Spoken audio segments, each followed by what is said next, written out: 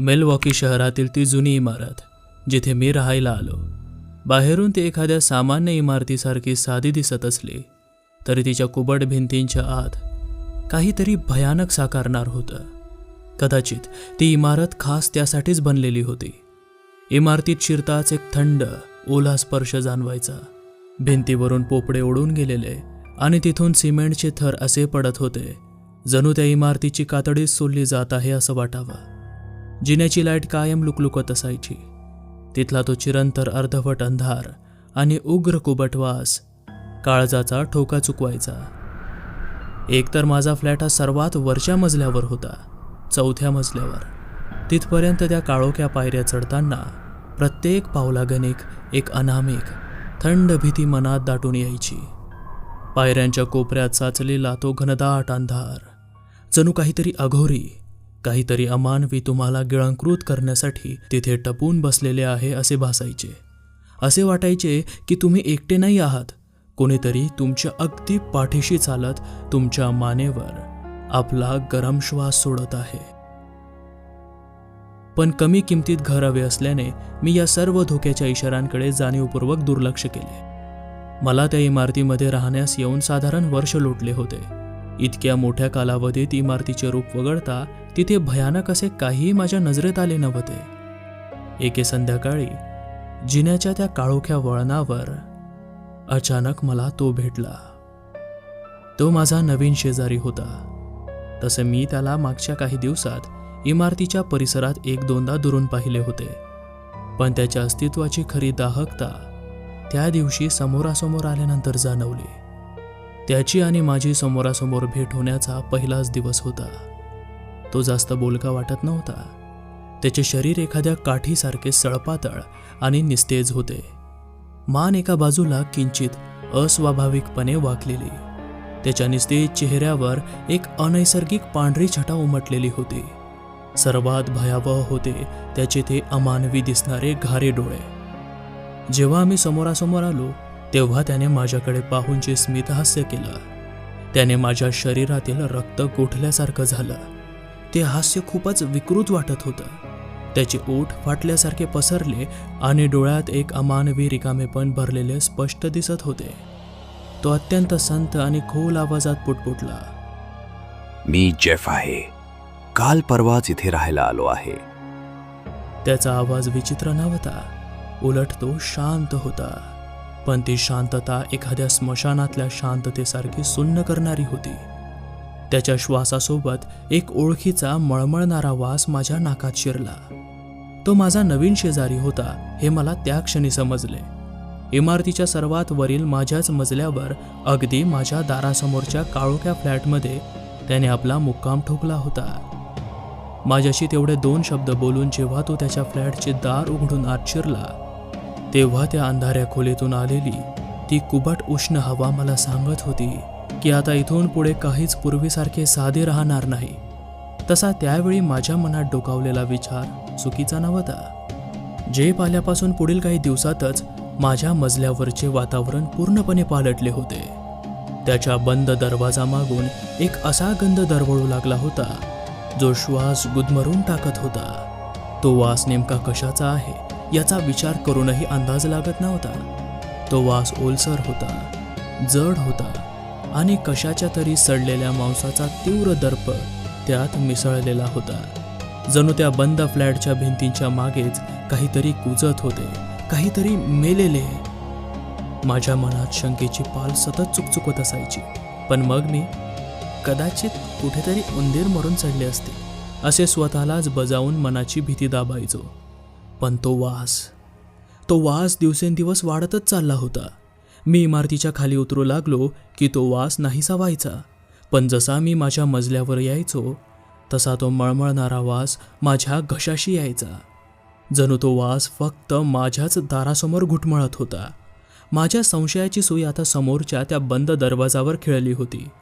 त्यातल्या त्यात रात्रीच्या अथांग शांततेत जेव्हा सर्व इमारत झोपलेली असायची तेव्हा कामानिमित्त मी जागा असेल तर मला फ्लॅट बाहेर पावलांचे आवाज यायचे. कधीकधी कोणीतरी खाली उतरत गेलेले, त्यानंतर बराच वेळानंतर वर आलेले. मागून दरवाजा आदळून बंद केल्याचे आवाज, तसेच बऱ्याच वेळा जेफच्या फ्लॅटमधून कसले तरी विचित्र आवाज यायचे. खूप मोठे नव्हते, पण काळजाची पाणी करणारे होते. जसे काही कोणीतरी जमिनीवरून जड वस्तू फरफटत नेत आहे. घासल्या जाण्याचा तो आवाज शांततेचा थरकाप उडवायचा. कधी कधी तो स्वतःशीच कुजबुजायचा. एकदा मी हिंमत केली आणि पावलांचा आवाज न करता त्याच्या दाराला कान लावून उभा राहिलो. आतली कुजबूज आता स्पष्ट ऐकू येत होती. जेफचा तो अमानवी, संथ आणि कोरडा आवाज, जणू तो एखाद्या शवाशीच संवाद साधत होता. तो अतिशय प्रेमाने पण क्रूरतेने पुटपुटला, प्लीज शांत रहा. मला तुझ्यासारख्या शांत व्यक्तीशी बोलायला आवडते. तो आवाज ऐकून माझ्या अंगावर काटा आला होता. नक्कीच याची एखादी गर्लफ्रेंड आज आली असेल, मी स्वतःला समजावलं. पण त्याच्या बोलण्यात एक वेगळीच हिंस्त्र छटा होती. माझा मेंदू ओरडून सांगत होता की त्या फ्लॅटमध्ये काहीतरी भयंकर घडत होते. मी मनोमन दुसऱ्या दिवशी सकाळीच त्याला त्याविषयी विचारायचे ठरवले. खरे तर तीच माझ्या आयुष्यातली एक सर्वात मोठी चूक होती. सकाळी 8 वाजले होते. मी ऑफिसला जाण्यासाठी तयार होऊन दरवाजात तो रोजच्याप्रमाणे कधी बाहेर येतो याची वाट बघत होतो. बराच वेळ झाला पण तो काही बाहेर येत नव्हता. त्या दिवशी काही चुकले होते का? मला ऑफिसला जाण्यासाठी उशीर होत होता, त्यामुळे मीच पुढे झालो आणि त्याच्या दरवाजावर थाप मारली. बऱ्याच वेळेनंतर आतून एका मागोमाग एक कड्या उघडल्याचा आवाज आला. दरवाजा उघडला तसा एक भयानक दर्प माझ्या श्वासातून शरीरात गेला. एक क्षण उलटी होते की काय अशी भावना मनात उत्पन्न झाली. सकाळी सकाळी मला डिस्टर्ब करण्याचे काय कारण होते? तोच कोरडा अगदी थंड आवाज कानावर पडला. समोर तो उभा होता. ते घारे डोळे, तीच पांढरी त्वचा आणि चेहऱ्यावर असलेले तेच भाव, निर्विकार, भावनाशून्य, एक वेगळेच रहस्य सांगू बघणारे. डोळ्यातून समोरच्या व्यक्तीच्या मनावर भीतीची चादर पसरवू शकणारे. मी त्याच्याकडे बघत थरथरत होतो. आपण त्याला काहीतरी विचारण्यासाठी दरवाजा वाजवला आहे याचा मलाच विसर पडला होता. बोल, काय काम होते? त्याने मोठ्या आवाजात प्रश्न विचारला. त्यावेळी आवाजात एक वेगळीच जरब होती जी त्याच्या त्या काटकुळ्या शरीराला अजिबात शोभत नव्हती. पण त्या आवाजातील दहशतीने मी भानावर आलो. ते मला विचारायचे होते की तुमच्या घरात काही उंदीर किंवा इतर काही मेले आहे का? खूप घाण वास पसरला आहे आपल्याच मजल्यावर. मी माझ्या घरात चेक केलं, तिथे काहीच नाही. म्हणून म्हटले एकदा तुम्हाला विचारून बघावे. मी चाचरत विचारले. माझ्या प्रश्नाने त्याच्या चेहऱ्यात झालेला सूक्ष्मसा बदल माझ्या नजरेमधून सुटला नाही.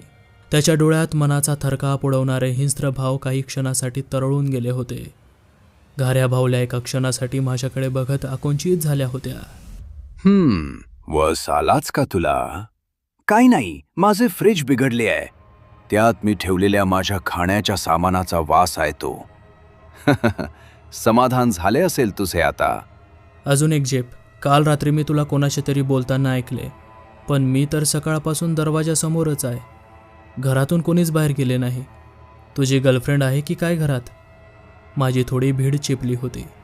तो आता निघून जा असे सुचवत असून देखील मी त्याला विचारले.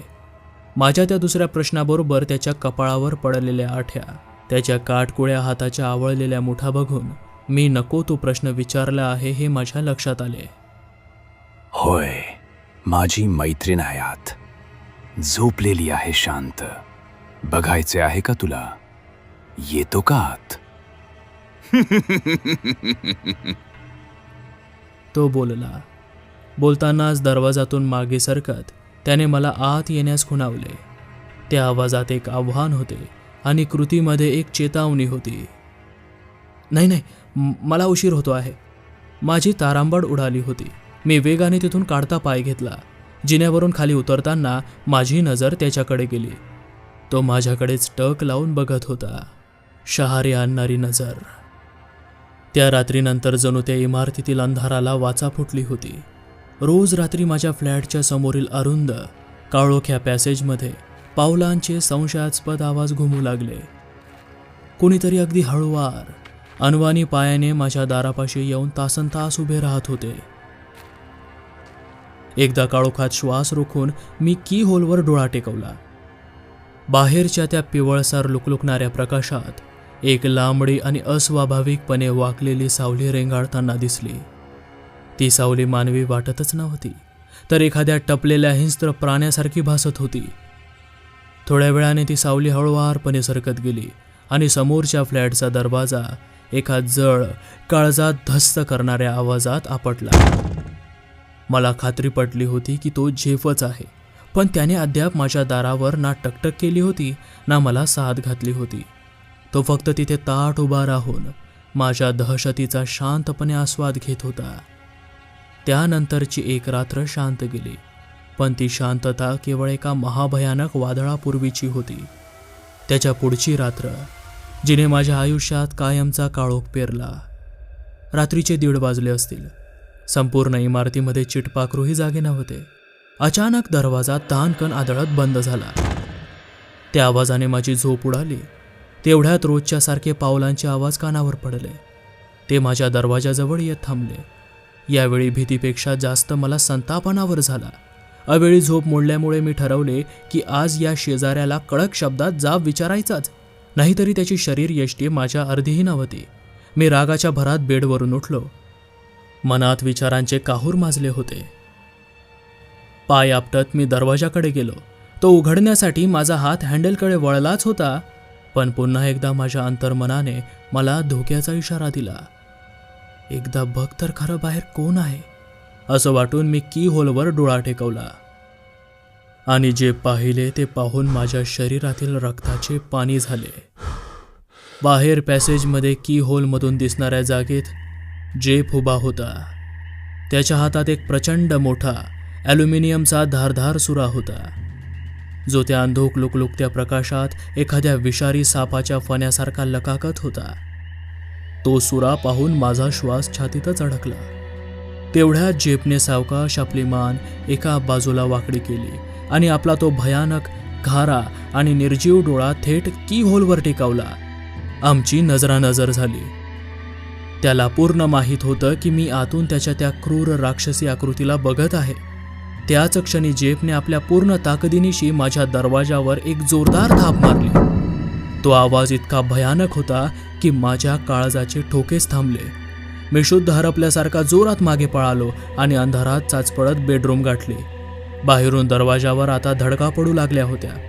होणारा तो कर्कश आवाज ऐकून असे वाटत होते की तो सुरा घेऊन आता आत घुसणार. मी बेडवर स्वतःला एखाद्या लहान मुलासारखे आकसून घेतले होते. शरीरातील गरम रक्त भीतीने जणू बर्फ झाले होते. थरथरत्या हाताने मी खाली वॉचमनला फोन लावला. माझा आवाजही फुटत नव्हता. कसे तरी मी त्याला परिस्थिती सांगितली. थोड्याच वेळात वॉचमनच्या शिट्टीचा तो चिरपरिचित आवाज घुमला. आवाज हळूहळू वर येऊ लागला होता. त्याचबरोबर दारावर पडणाऱ्या थापा देखील बंद झाल्या. काही क्षणातच शिट्टीचा तो आवाज माझ्या अगदी दरवाजासमोर येऊन थांबला. मी बेडरूमच्या कोपऱ्यात श्वास रोखून बसलो होतो.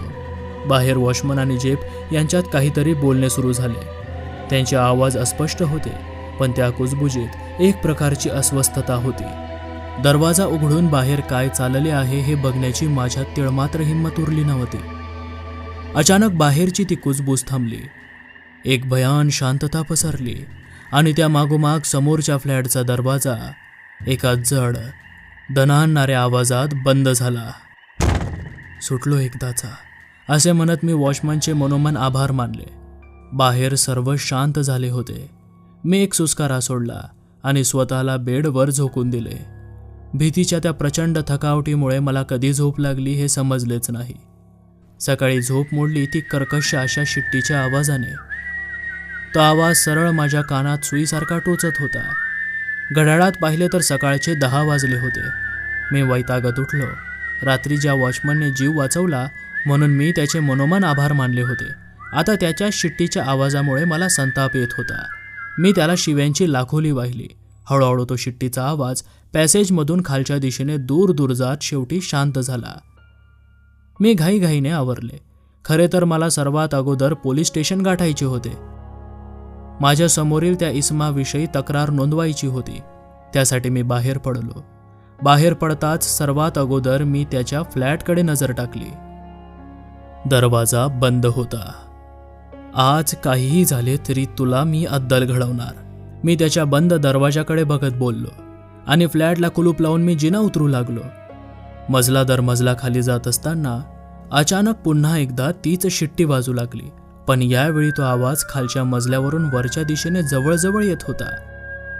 तिसऱ्या मजल्याच्या वळणावर मी पोहोचलो आणि समोर जे दृश्य दिसले ते पाहून माझ्या पायाखालची जमीनच सरकली. समोर जेफ जिना चढत येत होता. त्याच्या अंगावर तेच रात्रीचे कपडे होते, पण त्याच्या चेहऱ्यावर एक अकराळ विक्राळ विजयी हास्य होते आणि सर्वात भयानक गोष्ट, त्या वॉचमनची शिट्टी जेफच्या तोंडात होती. तो ती शिट्टी जोरजोरात वाजवत होता आणि माझ्या डोळ्यात रोखून बघत होता. त्याच्या नजरेत असे काही हिंस्त्र भाव होते, जणू तो मला विचारत होता की काल रात्री काय घडले तुला आठवते आहे ना. मी त्याच्यापासून नजर चोरली. तो शिट्टी वाजवत हळूवार पावले टाकत मला क्रॉस करून वर निघून गेला. मी तिथेच दगडासारखा थिजलो होतो. माझ्या कानात फक्त त्या शिट्टीचा आवाज घुमत होता. तो वरच्या मजल्यावर पोहोचला आणि पुन्हा एकदा तोच जड दरवाजा आदळल्याचा आवाज झाला. त्याचबरोबर शिट्टीचा आवाज देखील थांबला.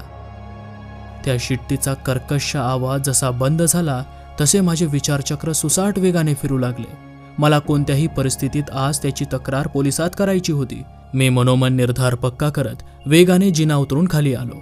रात्रीच्या घटनेचा एकमेव साक्षीदार माझ्याकडे होता, तो म्हणजे वॉचमन. त्याला आगाऊ कल्पना देऊन मगच पोलिसांकडे जावे हा विचार करत मी वॉचमनच्या केबिनकडे वळलो. ती केबिन रिकामी होती. तिथे कोणीच नव्हते. फक्त एक सुन्न शांतता पसरली होती. केविन, केविन, मी मोठ्या आवाजात ओरडलो. सर, केविन आज पहाटेच गेला आहे. त्याची ड्युटी रात्री असते. घरी काही अर्जंट काम आले असेल म्हणून मी येण्याच्या आत तो निघून गेला होता. माझ्या ओरडण्याचा आवाज ऐकून रिचर्ड माझ्या मागून येत म्हणाला. रिचर्ड हा वॉचमनच होता. त्याची आज डे ड्युटी होती. रिचर्ड, त्याचा पर्सनल फोन नंबर असेल तर दे, मी त्याला विचारले. मला केविनला रात्रीविषयी साक्ष देशील का नाही याविषयी विचारायचे होते, कारण त्याशिवाय माझ्याकडे रात्रीच्या त्या घटनेविषयी कोणीही प्रत्यक्षदर्शी नव्हता. सर, मी आल्यावर लगेच त्याला कॉल केला होता, पण त्याचा नंबर नॉट रिचेबल येतो आहे. कॉन्टॅक्ट झाला की तुम्हाला कॉल करायला सांगतो. असे बोलत रिचर्डने माझा कॉन्टॅक्ट नंबर लिहून घेतला. Have a great day sir, म्हणत त्याने निरोप घेतला. कसला ग्रेट डे, मी मनोमन चिडलो होतो. त्याच क्षणी खिशातील मोबाईल थरथरला. बॉसचा कॉल होता. ऑफिसला आधीच खूप उशीर झाला होता आणि पलीकडून येणारा बॉसचा संतापलेला आवाज माझ्या भीतीपेक्षा वरचढ ठरला. तसेही केविनशी बोलल्याशिवाय माझा पोलीस स्टेशनला जाऊन उपयोग होणार नव्हता. मी पोलिसांकडे जाण्याचे विचार काही काळ स्थगित करत सरळ ऑफिसच्या दिशेने निघून गेलो. ती माझी दुसरी मोठी चूक होती. संध्याकाळ झाली. ऐन मीटिंगच्या दिवशी लेट झाल्यामुळे दिवसभरात बॉसने पनिशमेंट स्वरूपात लावलेल्या कामाच्या व्यापानंतर दमलेला मी जेव्हा इमारतीपाशी परतलो तेव्हा तिथले वातावरण पाहूनच माझ्या शरीरातून भीतीची एक थंड लहर धावून गेली. इमारतीच्या गेटजवळ एक कुटुंब धाय मोकलून रडत होते. त्यांच्या आजूबाजूला लोकांचा मोठा घोळका जमा झाला होता. प्रत्येक चेहऱ्यावर एक विचित्र भीती आणि अविश्वास दिसत होता. मी त्यांना नेमके काय झाले हे विचारणार तितक्यात पोलिसांच्या गाड्यांचे सायरन आसमंत फाडत तिथे पोहोचले. त्या निळ्या लाल दिव्यांच्या झगमगाटात संपूर्ण इमारत एखाद्या प्रेतासारखी पांढरी दिसत होती. पोलीस अधिकारी थेट वरच्या मजल्याकडे धावले. मीही त्यांच्या मागोमाग गेलो. जेफच्या दरवाजापाशी पोहोचताच पोलीस अधिकाऱ्यांनी त्यांच्याकडे असलेल्या हत्यारांनी दरवाजावर लावलेले कुलूप तोडत दरवाजा उघडला. आणि मग तो वास. ती केवळ एक दुर्गंधी नव्हती, तर तो साक्षात मृत्यूचा आभास होता. तो वास इतका जड, इतका उग्र आणि इतका कुबट होता की पॅसेजच्या कोपऱ्यात उभ्या असलेल्या हवालदारालाही उलट्या होऊ लागल्या. तो वास आता दरवाजाच्या आड लपवता येणार नव्हता. तो इमारतीच्या प्रत्येक कोपऱ्यात, प्रत्येक श्वासात आणि आमच्या अस्तित्वात भरून राहिला होता. जणू त्यांनी दरवाजा उघडून साक्षात नरकाचे द्वार उघडले होते. त्या उघड्या दरवाजातून येणारा तो ओकारी आणणारा दर्प आम्हाला ओरडून सांगत होता की आज जे काही आहे ते मानवी कल्पनेच्या पलीकडचे आहे. मी नाकावर रुमाल दाबत पुढे होऊन डोळे विस्पारून त्या अंधाऱ्या फ्लॅटच्या आत पाहण्याचा प्रयत्न केला. तिथे जेप नव्हता, पण तिथे जे होते ते पाहून माझ्या पायाखालची जमीन कायमची सरकली. अर्थात त्याचे वर्णन कसे करावे हे मला आज पण समजत नाही. त्या दृश्याचे वर्णन करण्यासाठी माझ्या शब्दकोशात तरी शब्द नाहीत. पण एक मात्र खरे आहे की ते दृश्य बघून माझ्या पायातील त्राणच निघून गेले होते. गुडघे थरथरत होते आणि छातीत धडधडणारे हृदय जणू बरगड्या तोडून बाहेर येईल की काय असे वाटत होते. जेपच्या काळोख्या खोलीतून एक पोलीस अधिकारी बाहेर आला. त्याचा चेहरा रक्तहीन होऊन पूर्णपणे पांढरा पडला होता, जणू त्याने साक्षात यमलोक समोर पाहिला असावा.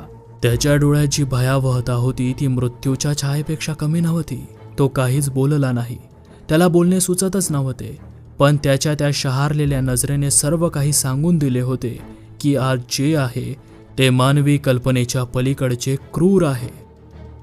नंतर वर्तमानपत्रात अगदी सामान्य शब्दात जे सत्य छापले गेले ते शब्दात मांडणे आजही अशक्य वाटते.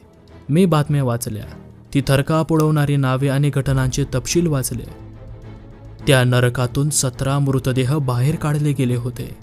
छिन्नविच्छिन्न अवस्थेमधील मृतदेह, फ्रीजमध्ये जपून ठेवलेले मानवी हृदय आणि काळीज, काही उकळलेले तर काही भाजलेले, भिंतींना चिकटलेले रक्ताचे डाग. आणि त्या 17 मृतदेहांपैकी एक देह त्या बिचाऱ्या वॉचमनचा होता, ज्याची शिट्टी जेप सकाळी मोठ्या अभिमानाने वाजवत माझ्या समोरून गेला होता. माझा तो साधा, शांत आणि थकलेला दिसणारा शेजारी प्रत्यक्षात एक मानवरूपी राक्षस होता. एका थंड रक्ताच्या नरभक्षक मारेकऱ्याने माझ्या अगदी शेजारी आश्रय घेतला होता. पण मला सगळ्यात जास्त हादरवणारे हे होते की तो राक्षस माझ्याशी हसला होता, तो माझ्याशी बोलला होता आणि मी त्याच्यापासून काही फुटांच्या अंतरावर राहत होतो. सर्वात भयावह विचार जेव्हा माझ्या मनात आला तेव्हा माझ्या सर्वांगावर शहारे आले. वासाविषयी विचारणा करून तसेच त्याच्या प्रियसीची चौकशी करून मी त्याला डिवचले होते. त्यानंतर तो राक्षस रात्री बेरात्री माझ्या दरवाजासमोर येऊन तासनतास गुपचूप उभा राहत होता. त्या की होलमधून दिसणारा त्याचा तो घारा निर्जीव डोळा आजही मला स्वप्नात छळतो. तो तिथे का उभा राहायचा? तो फक्त माझ्या भीतीचा वास घेत होता की माझी अवेळी बाहेर येण्याची वाट बघत होता? आज जेव्हा मी मागे वळून बघतो तेव्हा एकच प्रश्न काळजाला घर करतो. जर एखाद्या रात्री मी खरोखर हिम्मत करून किंवा संतापाच्या भरात तो दरवाजा उघडला असता तर आज माझे काय झाले असते? कदाचित त्या 17 मृतदेहांच्या यादीत 18वे नाव माझे असते किंवा कदाचित 17वाच मी असतो. कारण त्या बिचाऱ्या निष्पाप वॉचमनचा मृत्यू तर अप्रत्यक्षपणे माझ्यामुळेच झाला होता. मी त्याला फोन करून वर बोलावले नसते तर तो आज जिवंत असता.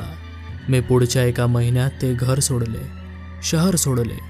त्या शहरापासून दूर असलेल्या एका मोठ्या शहरात आश्रय घेतला.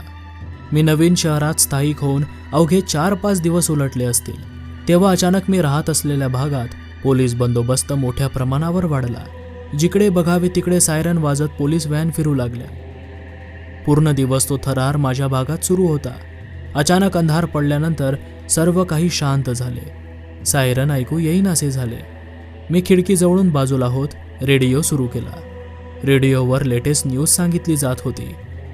पृथ्वीवरील जिवंत सैतान, नराधम नरभक्षी, 17 मानवी हत्या करणाऱ्या जेफ याला मोठ्या शितापीने अटक. बातमीपेक्षा अटक जिथे झाली त्या जागेचे नाव ऐकून मी अक्षरशः भीतीने गोठून गेलो. कारण ती जागा, तो परिसर माझाच होता.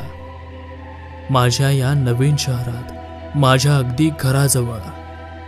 मनात पुन्हा एक भयावह विचार उमटला. तो माझ्याच मार्गावर तर इथपर्यंत आला नव्हता ना?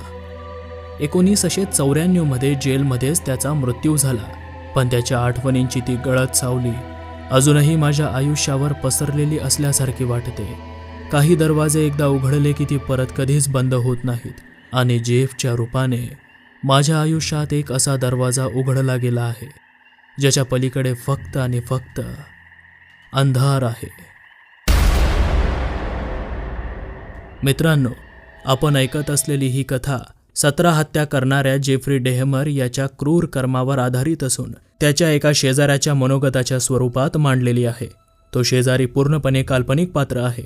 या कथेमधील कोणत्याही व्यक्तीशी, नावाशी किंवा घटनेशी साधर्म्य आढळल्यास तो केवळ योगायोग समजावा. श्री निलेश मुंढे यांनी या कथेची कल्पना आणि लेखन केलेले आहे. अशाच भयानक, सत्यावर आधारित आणि थरकाप उडवणाऱ्या कथा ऐकण्यासाठी अघोरी भयकथा या यूट्यूब चॅनलला आता सबस्क्राईब करा.